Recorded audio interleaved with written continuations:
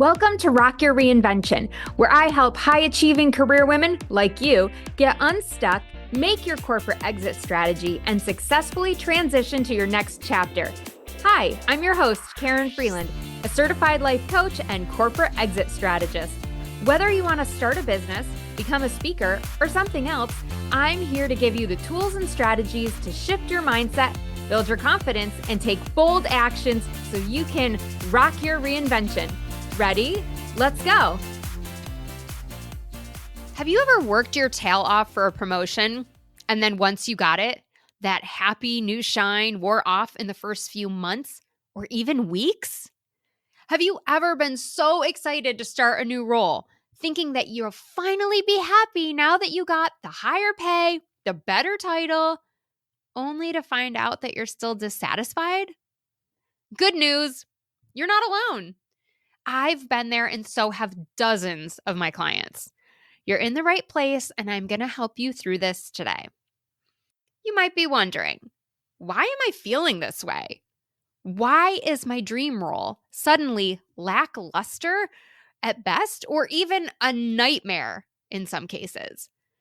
If you're experiencing this confusing phenomenon right now, I know how unsettling it can feel. On one hand, you might be tempted to think there's something wrong with you. Please do not fall into this trap. I'm going to explain why that's not the case. But for now, just know that thinking that is a waste of energy and it's not going to help you turn things around. And it's not true. On the other hand, you might start to blame others, the company, the industry at large, your boss, the culture.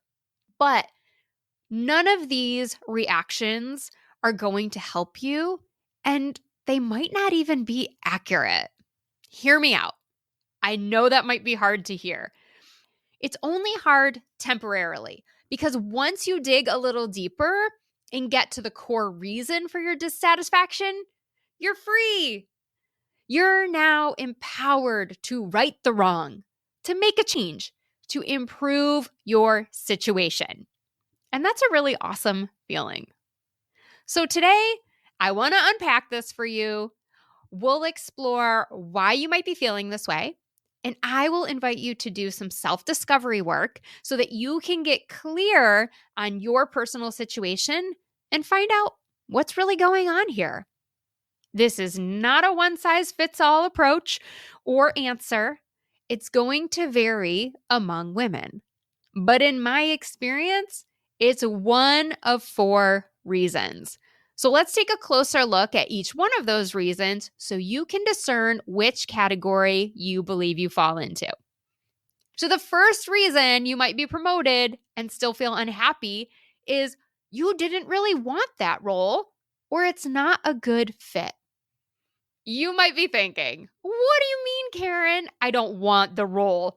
I specifically applied to the role. I interviewed for the role. Of course I wanted it. Not necessarily. You might have been trying to escape something else.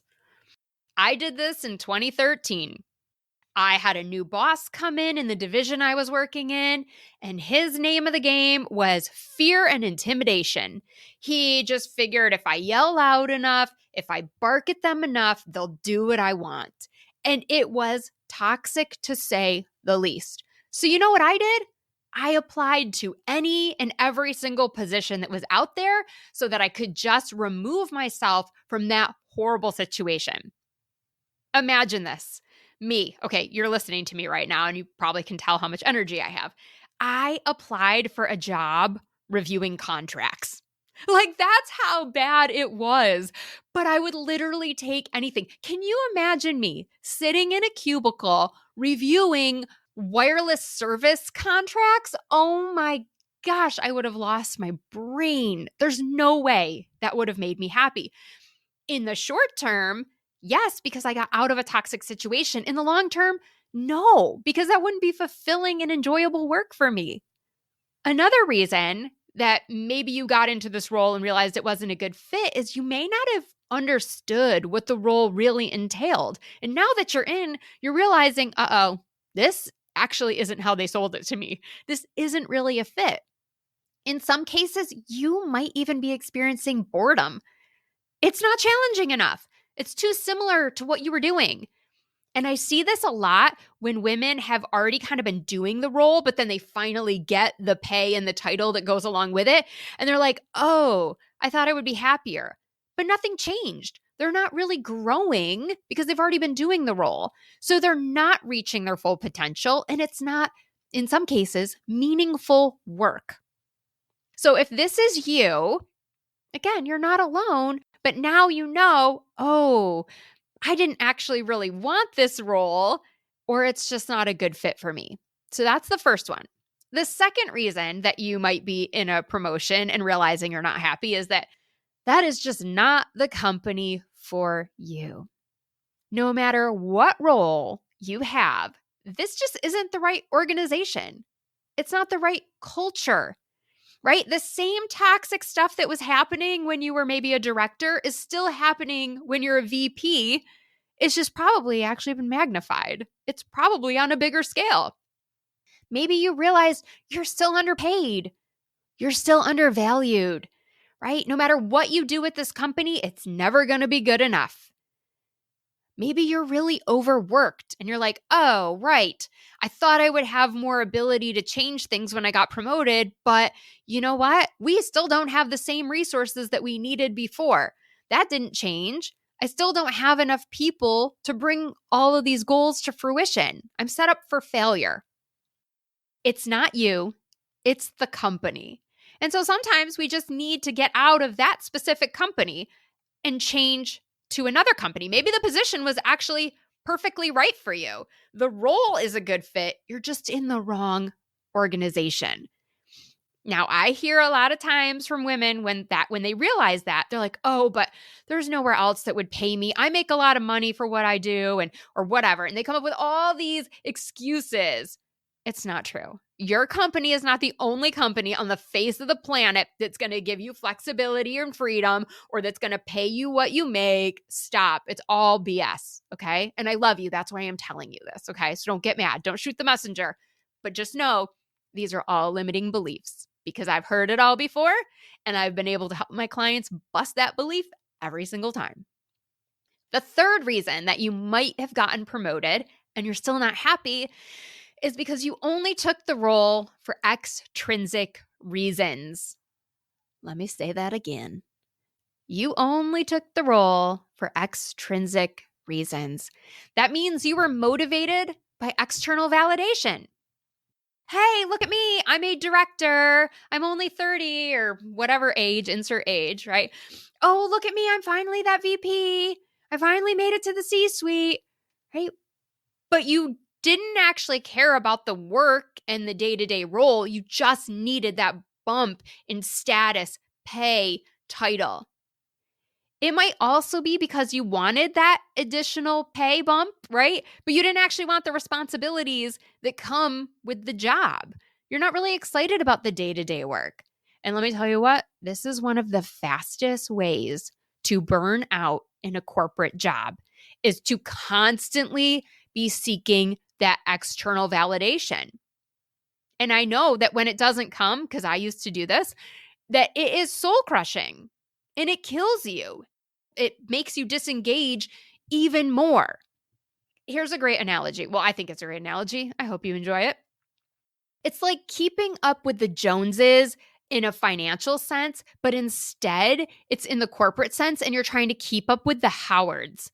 Okay, if you didn't know this, Howard is one of the most popular common CEO names in America. So if you want your kid to be a CEO, you should name him Howard.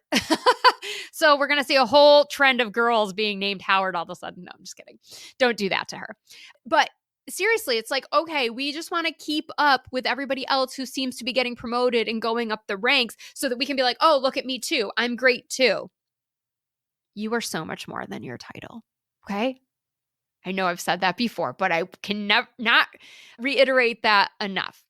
So here's the problem. When you're trying to keep up with the Howards, you are not intrinsically motivated, meaning that one, the initial bump and title in pay, in status. Once that happens and it wears off, all that dopamine's gone, and then you're left unhappy in your promotion yet again. And you might be recognizing this pattern now, right? Sometimes it takes 2, 3 bumps in the promotions in the organization to realize like, oh, I thought this would make me happy. Well, I thought the next one would make me happy. It's like you get the next job and now you're already like, how do I get the next promotion? It's not because you want to do the work. It's not because this is fulfilling and meaningful to you. It's because you're just trying to move up and get that next bump in external validation. This can be uncomfortable to admit. It took me a really long time to come face to face with this one. But I have done this on multiple occasions. And let me tell you what, it doesn't get better. It doesn't go away. It doesn't suddenly stop. You don't eventually reach a level where you're like, oh yeah, this is totally great. So here's the thing with this reason, if this is resonating with you right now, you really need to start practicing turning inward.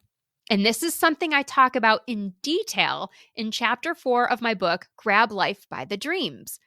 You need to put your blinders on and really do that self-discovery work and get clear on what your deep-seated desires are. Not what other people want for you, but what you want for you. That is the only way to get out of the extrinsic motivation trap. So that's a third reason that you might be promoted and not happy with your job is because you took it for all the wrong reasons, all those external validation reasons.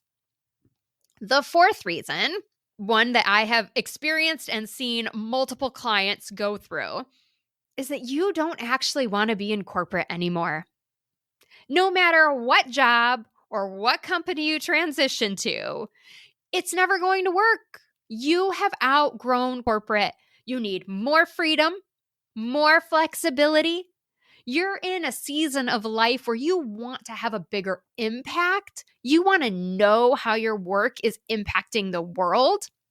You're in a season where no amount of money is going to be adequate in exchange for your time and energy, right? It's like, you couldn't pay me enough to come into the office 5 days a week anymore. I am so done with this. You have other interests you are ready to explore. Some of my clients, they want to go volunteer full time. They want to give back or join a nonprofit where they can feel like they see that closer connection to how their time and energy and their work is impacting the world. Others want to take their skill and start their own business. Like, what do you need a corporation to be the middleman for you? Like, go out and get that business yourself. You have a skill that's transferable, that's sellable, that's marketable. Other clients want to follow some passions like writing a book or going on the speaking circuit. Others want to travel and enjoy hobbies. Some of you might call it retiring, but you don't have to use the R word, okay? Because I don't know about you. I don't know that I ever want to retire. I just want to work because I love it, not because I have to. Now, don't stress. Let me just be really clear right here. If you're like, oh my gosh, I think this is me. I think I don't want to be in corporate anymore. Karen, you're right. But I don't know what I would do if I weren't in my corporate job. Don't stress. You don't need to know that right now. You don't need to have 10 steps figured out. You're putting the cart before the horse. All we want to figure out today is which one of these categories you fall into. Why is this promotion not making you happy? And if you figured out that it's because you don't want to be in corporate anymore, ta-da, eureka, this is great news, because now you can start the process of figuring out, okay, well, what would I do? What could this look like? And that could be a really exciting journey, but we're not there right in this very moment, okay? We're still making sure we've looked at all the angles and we really figure out why we're not happy with this promotion, okay? So some of you can de-stress right now. You don't need to feel any anxiety about this. I did want to share a client story here because I do think, I share a lot of my own stories, but sometimes it's helpful just to hear someone else's story so you know that it doesn't just work with me. It's happened to other people. So I had a client, a woman who was in a marketing role, very senior, and she came to me and said, Karen, okay, I want to change jobs. This place is pretty toxic. I'm starting to think maybe I'm not that good. It's really starting to impact her confidence. And she said, but I think I just need to get out. I need to go somewhere else. And so we looked at it from all the different angles. And I was like, are you sure you want to go somewhere else and you don't want to just leave? Like, take a hiatus for a while, maybe go do something that's a little more speaks to your heart. And she's like, no, I think I need another 5 years in corporate. And I'm like, all right, hey, I'm here to serve you. So if that's what you want to do, let's help you achieve that goal. So sure enough, we got her to another company. She was making more money. Everything looked really good on paper. And 6 months later, she came back and said, Karen, you were right. I don't actually want to do this anymore. I need to start my exit plan. And so we went from 5 years leaving corporate to let's make this happen in 2 years. Okay. But here's the great thing. This was not wasted time and energy by her changing companies. What she realized was that for certain, this wasn't what she wanted to do anymore, that she actually did want to leave corporate.